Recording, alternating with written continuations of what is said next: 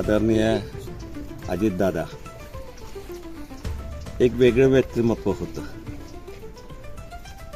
अचानक जेव्हा न्यूज पाहिली तेव्हा विश्वासच बसला नाही. महाराष्ट्राचा एक चांगला नेता आज आमच्यातनं निघून गेलाय, त्याचं फार मोठं दुःख आहे.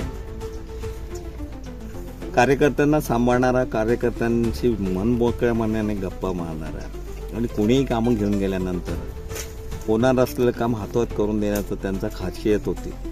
व्यक्तिशः माझे त्यांचे खूप चांगले संबंध आले होते. दादा केव्हाही गेल्याने असेवेकपणे विचारत होते आणि कामं करून देत होते. व्यक्तिशः चोपडा तालुक्याचं आणि आमच्या कुटुंबाचं फार मोठं नुकसान झालेलं आहे. कारण दादाच्या माध्यमातून चोपडा तालुक्यात आम्ही बरेच कामं आणली होती आणि त्यांनी सहकार्य सुद्धा केलं होतं. सर्वसामान्य कार्यकर्त्याला बरं घेऊन चालणारं नेतृत्व आज आपल्यातनं निघून गेले, त्याचं फार मोठं दुःख आहे.